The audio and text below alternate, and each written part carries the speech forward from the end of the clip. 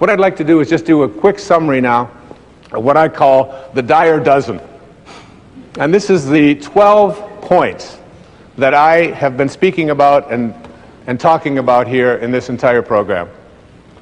There are 12 of them. I'm just going to spend a moment or two on each of them. If you want to jot these down while you're watching, I would encourage you to keep track of these 12 ideas, the Dyer dozen, for connecting to intention.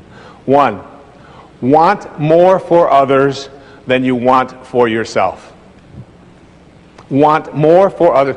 Whatever it is that you perceive to be missing, whatever health problems that you may have, whatever addictions you're struggling with, whatever lack of love that you have in your life, whatever lack of peace that you have with your aunts and your uncles or your parents or your in-laws, want the peace that you seek for yourself more for them.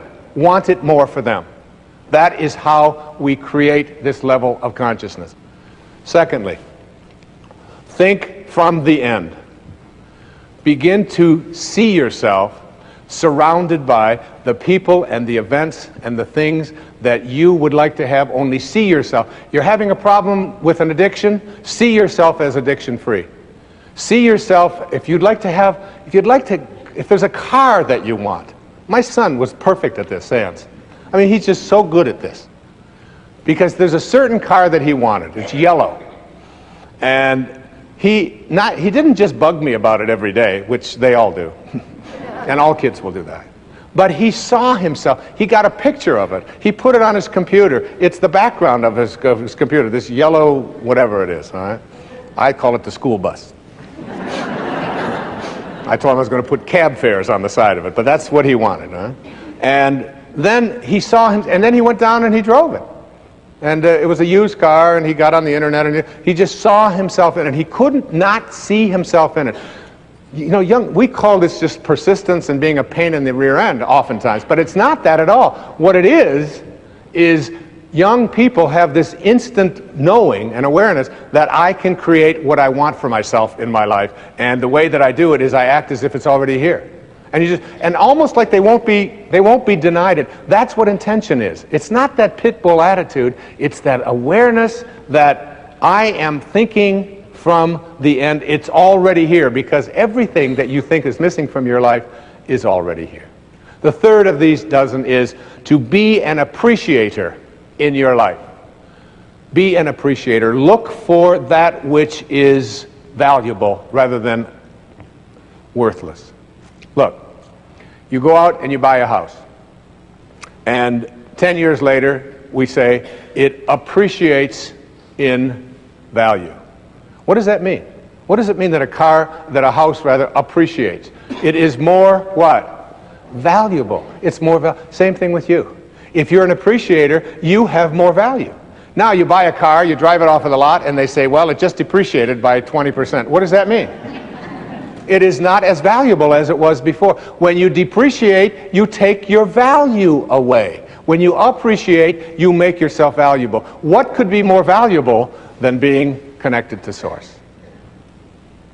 4, stay in rapport with Source energy. Stay in rapport. Your job here is to be in a state of harmony with this. Constantly reminding yourself, is this how my Source thinks? 5, resistance. Understand this about resistance. Every thought that you have that is other than that which you emanated from is resistance. Every unkind thought, every uncreative thought, every thought of judgment, every thought of fear, every thought of depression, every thought of it can't happen, all resistance. So if you say, well, easy for him, he can talk about this, but I can't, that's resistance. You're right, absolutely. Even if you think all of this is a bunch of nonsense, you're absolutely right. You're absolutely, because for you, that's what you believe. And if you believe that, the universal Source will help you to fulfill that belief. 6th is what I talked about many times in the program. Contemplate yourself as surrounded by the conditions which you want to produce. Contemplate yourself that, because the way you are one with Source. You are always one with Source. You are one with all of its principles, all of those phases. You are one with it. It can't be anything other than it is. Neither can you. 7, understand the art of allowing. Allowing means taking the path of least resistance. Every time you have a thought that has resistance in it, what you have done is you have created an absence of allowing. You have to almost think like, here I am here, and here's Source. How much energy can I pull from it? How much energy can I pull from it?